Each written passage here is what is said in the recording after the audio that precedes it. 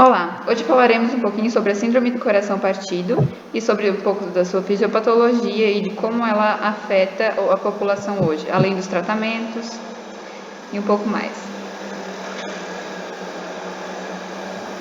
Então, quanto aos dados gerais da definição, ela pode ser chamada de síndrome de Takotsubo, porque ela foi descrita pela primeira vez na população japonesa em 1991. O Takotsubo, ele é um vaso que ele funciona como uma espécie de armadilha para caçar polvo no Japão. E a síndrome recebeu esse nome porque quando o ventrículo está com essa patologia, ele assume uma forma bastante semelhante ao do Takotsubo. É uma cardiomiopatia induzida pelo estresse, ou seja, ela é adquirida. Você pode desenvolvê-la ao longo da vida ao passar por uma situação de estresse constante, repetida, não tem um fator genético envolvido. Ela se trata de uma desordem transitória e segmentar do ventrículo esquerdo do coração. Ela é ocasionada por uma descarga excessiva de catecolaminas, dentre as catecolaminas, especialmente adrenalina, e aí a gente pode relacionar com o estresse, porque quando a gente está numa situação estressante, a gente acaba liberando adrenalina, e a gente sabe que os principais efeitos que a adrenalina assume são no sistema cardíaco e cardiovascular. Então, ela é desencadeada em situação de estresse e pode ser diagnosticada após descarte de doença coronariana obstrutiva, após descartar todas as outras possíveis patologias. Então, aqui a gente consegue verificar na imagem que o vaso está com a Takotsubo e o ventrículo esquerdo do coração, onde ele assume uma forma bastante parecida, uma hipercinesia basal e uma hipocinesia apical. Então, ele assume uma forma como se fosse de balão e tem um afunilamento na ponta. Quanto aos dados gerais epidemiológicos, a prevalência vai variar 0,7% a 4,8%. A prevalência pode ser maior, porque essa doença é muito subdiagnosticada, é muito fácil confundir o quadro clínico dela com outras patologias cardíacas. Então, existe uma falta de evidências clínicas. Ela é mais comum em mulheres, especialmente após a menopausa, e geralmente os primeiros sintomas vão se manifestar a partir de 60 anos. A associação mais frequente que se encontra é a hipertensão arterial sistêmica, que vai de 13% a 80% dos casos, e um evento estressante ele vai ser detectado de 27% a 100% dos casos. A mortalidade intra-hospitalar é baixa, é inferior a 2%, mas aí a gente pode relacionar que essa mortalidade baixa é relacionada com o subdiagnóstico dessa doença. Então, muitas vezes, no ambiente hospitalar, pode vir a falecer uma pessoa que é portadora da síndrome de Takotsubo, porém pode ser diagnosticada com formação de placas ateroscleróticas, doença coronariana obstrutiva, dentre outras patologias, não tendo uma evidência clínica que faça a distinção dentre as demais.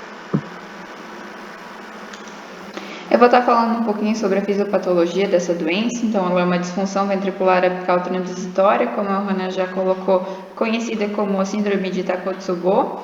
Ela é caracterizada pela disfunção ventricular esquerda reversível. E quanto a essa fisiopatologia, existem 3 teorias. Uma é mais aceita, mas as outras ainda são estudadas.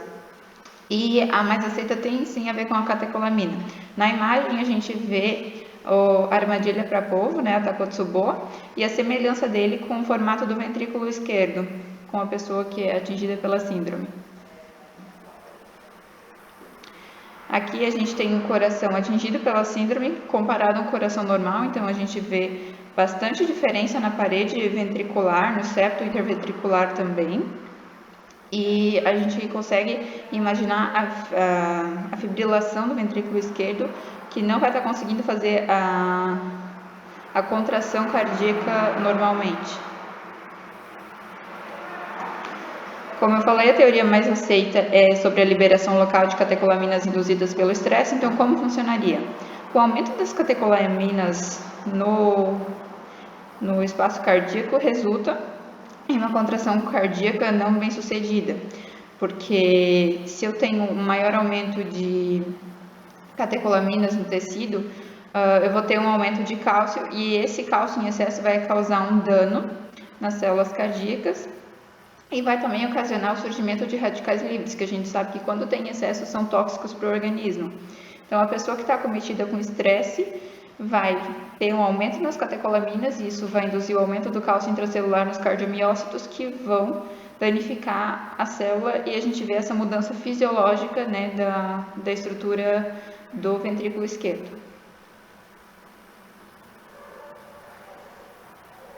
A gente tem mais 2 teorias.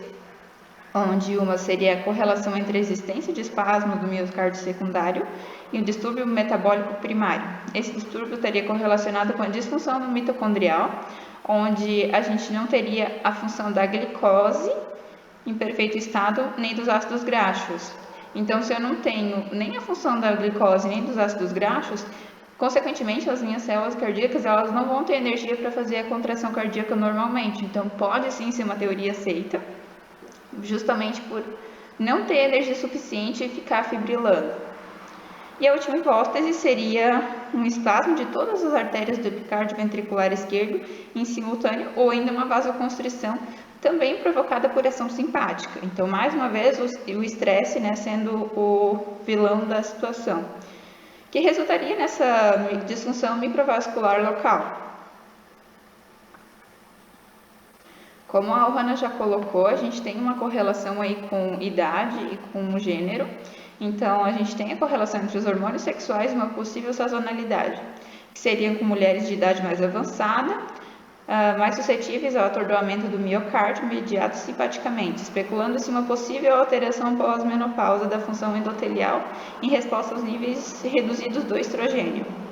E a questão da sazonalidade seria que a síndrome ela tem uma preferência por ocorrer nas manhãs de meses de verão, que atribui-se a uma possível correlação entre as catecolaminas. Bom, agora eu vou estar falando um pouquinho sobre as complicações.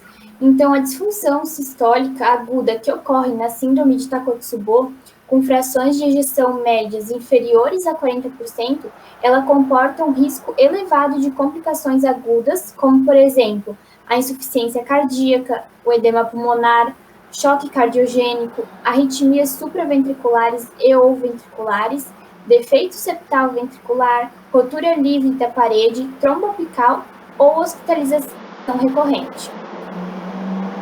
A insuficiência cardíaca sistólica é a complicação mais comum da síndrome de Takotsubo.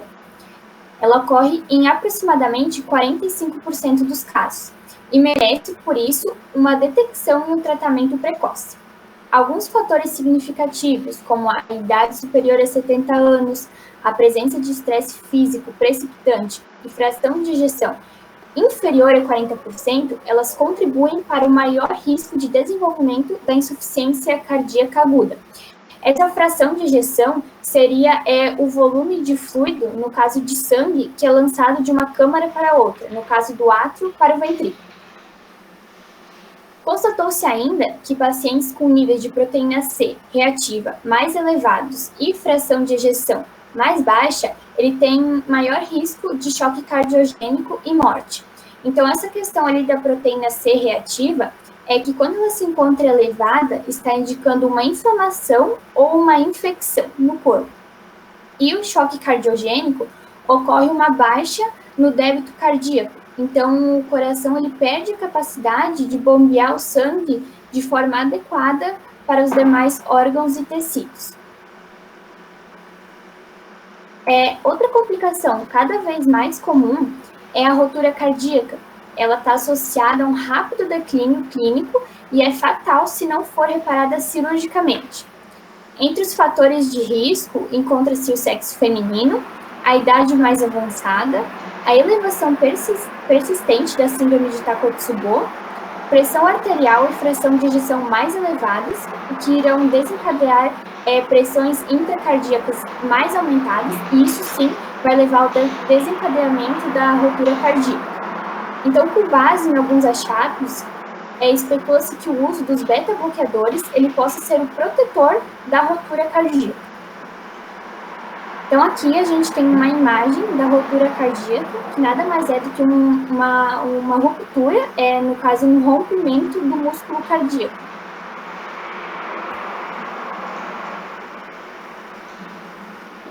Então, quanto ao diagnóstico, ele vai precisar de julgamento clínico. A gente não pode levar em conta só os achados laboratoriais ou só o eletrocardiograma.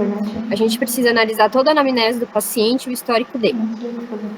Os critérios principais para o diagnóstico são o balonamento apical do ventrículo esquerdo, com a hipercinesia compensatória basal em ventriculografia ou eletrocardiograma, as alterações isquêmicas novas em eletrocardiograma, ausência de sinais de obstrução de artérias coronarianas epicárdicas ou de ruptura recente de placas ateroscleróticas, ausência de trauma crânioencefálico ou hemorragia intracraniana recente, feocromocitoma, doença arterial coronariana obstrutiva, miocardite ou cardiomiopatia hipertrófica. Vão auxiliar no diagnóstico os marcadores cardíacos baixos em relação à intensidade da disfunção ventricular, a rápida melhora da disfunção e a história de estresse recente. Então, ali entra o quadro histórico do paciente junto. Então, a gente não vai poder só considerar, como eu falei anteriormente, aqueles dados de quadro clínico, mas também tudo que o paciente tem passado recentemente. No eletrocardiograma, vai se apresentar uma elevação, na verdade, é um desnivelamento do segmento ST e inversão da onda T. Então, vale lembrar que a onda T é responsável pela repolarização ventricular. Quando essa onda está invertida no eletrocardiograma, ela pode representar uma disfunção do ventrículo repolarizar. Os níveis dos biomarcadores cardíacos, troponina, IT, creatinoquinase MB, eles vão se apresentar ligeiramente elevados. Vai haver uma elevação dos níveis de peptídeo natriurético do tipo B. A ecocardiografia vai comprovar a disfunção sistólica ventricular esquerda, que aí a gente pode ver a disfunção de contração do ventrículo. A angiografia coronária, ela vai demonstrar artérias normais, sem obstrução, então aí entra a parte que a gente descarta quaisquer outras patologias. E a ventriculografia vai mostrar o estado de balonamento apical, que é aquele exame de imagem que a gente viu ali na comparação do ventrículo com o Takotsubo. Angiotomografia computadorizada e ressonância magnética cardíaca vão auxiliar nesse diagnóstico de balonismo apical. Então, aqueles últimos exames que a gente apresenta ali, eles são voltados para a imagem. E os primeiros, como os níveis dos biomarcadores cardíacos, eles são exames mais laboratoriais. Então, ali a gente consegue observar que tem uma inversão da onda T e um desnivelamento do segmento ST nesse eletrocardiograma. Bom, agora eu vou falar um pouquinho do tratamento. Dentre até o presente momento, não existe, então, um tratamento específico para a síndrome de Takotsubo, e ele vai ser determinado de acordo com as complicações que ocorrem durante a fase aguda. Então, após o diagnóstico, é extremamente importante realizar a cateterização cardíaca, visando a exclusão da doença arterial coronariana obstrutiva, evitando, assim, uma trombólise desnecessária, dada a apresentação similar com o infarto agudo do miocárdio. Na impossibilidade de distinção entre a síndrome de Takotsubo e as demais cardiopatias, torna-se benéfico a realização da angioplastia primária. E pelo mesmo motivo, deve-se iniciar a terapêutica com aspirina, nitratos, heparina intravenosa e bloqueadores. Depois de diagnosticada a síndrome do coração partido, os agentes antiplaquetários e os nitratos, eles devem ser interrompidos, optando-se por uma terapêutica meramente de suporte. Então, dado que esta é uma síndrome induzida por catecolaminas, deve-se manter os beta-bloqueadores e iniciar os inibidores da enzima de conversão de angiotensina, até a recuperação da função cardíaca, evitando assim o uso de beta-agonistas e vasopressores. Mesmo em casos de hipotensão ou choque cardiogênico, deve-se preferir a utilização do balão intraórtico de contrapulsação e a ventilação mecânica, ao invés do uso de inotrópicos, que seriam ainda mais deletérios.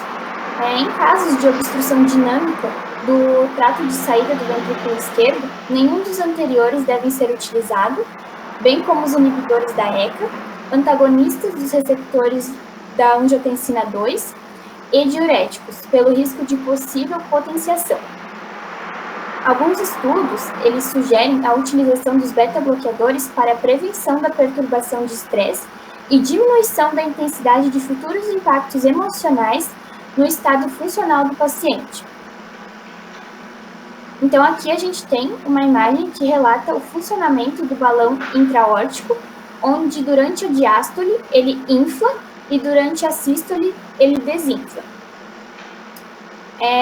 Apesar dessa síndrome ela ser desencadeada por estímulos emocionais, ela não tem recebido muita atenção da área psiquiátrica, mas pode ser benéfico no estresse agudo alterar a atividade autônoma do coração recorrendo à terapia relaxante, ao suporte social, meditação, hipnose, respiração lenta ou yoga.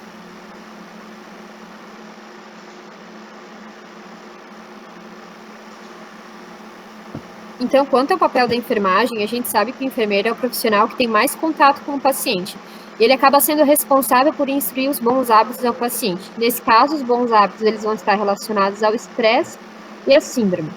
Ele vai auxiliar nos exames, na preparação do paciente, na instrução familiar, porque a gente sabe que o paciente é um todo, então ele pode estar tendo essa síndrome em decorrência de alguma situação vivenciada no âmbito familiar. Ao paciente receber medicação e cuidados pós-alta, o enfermeiro vai acabar auxiliando, explicando como devem ser administrados os fármacos, os seus efeitos, os cuidados e as ações que devem ser tomadas em casa. Vai atuar especialmente na prevenção, que vai identificar fatores que podem ser fatores condicionantes para desenvolver a síndrome.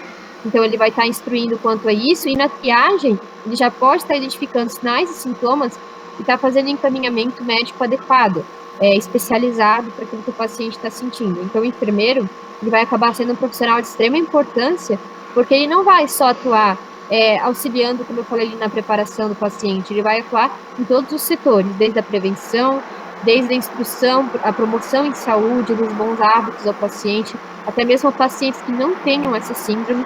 Então, ele vai estar atuando de uma maneira bastante generalizada. E, especialmente, claro, no ambiente hospitalar, onde vai ser o profissional com mais contato. Aqui a gente tem que destacar que a participação da família na adesão ao tratamento é bastante importante, porque não adianta a gente instruir hábitos ao paciente e a família, de repente, no âmbito familiar, no lar, na casa, acabar indo contra aquilo que o paciente necessita. Então, é toda uma ação em conjunto entre as unidades de saúde, entre o hospital e entre os enfermeiros. Agora, referente às considerações, a gente notou, através de pesquisas, um aumento na síndrome de Takotsubo em meio à pandemia, que correlaciona, assim, a liberação de catecolaminas em excesso, mediadas pelo estresse excessivo, né?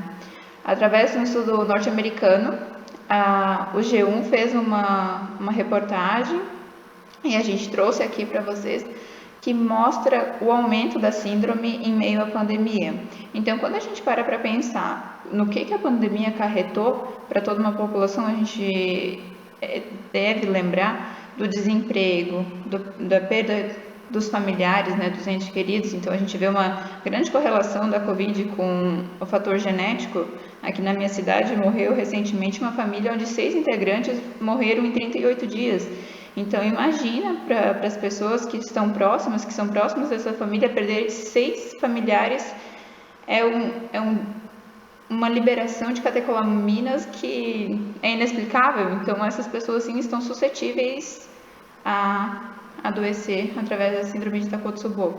Além também dos profissionais da saúde, que a gente sabe que estão bastante estressados, ainda mais com o nosso colapso, né, do Sistema Único de Saúde, que vem acontecendo desde o início do ano passado e, infelizmente, até agora não teve nenhuma melhora. Se fala muito em depressão, se fala muito em transtorno de ansiedade generalizada, mas quando a gente vê que, além do que a gente costuma falar, o estresse também pode estar ocasionando um adoecimento cardíaco através da síndrome de Takotsubo, ou mais popularmente conhecida aqui no Brasil, a síndrome do coração partido, que vale a gente ressaltar, tem esse nome não por causa da tristeza, né, como a gente achava, uma desilusão amorosa, coração partido, e sim pelo estresse que a pessoa, né, acometida pela síndrome se encontra.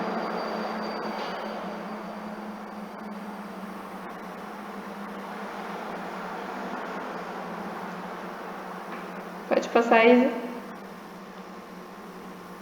Essas são as nossas referências. Não sei se as meninas querem adicionar mais alguma coisa. Só aqui no fato de a síndrome de Takotsubo ela tem cura ou não, então a gente colocou que ela não tem, como os outros casos, digamos, uma vacina, mas seria interessante controlar os níveis de estresse para reduzir a excreção de catecolaminas, que apresenta ser, então, o principal fator desencadeador da síndrome do coração partido. Então, pessoal, seria isso que a gente teria para apresentar hoje para vocês, e eu espero que vocês tenham gostado. Agradecemos todos a atenção de vocês. Muito obrigada também.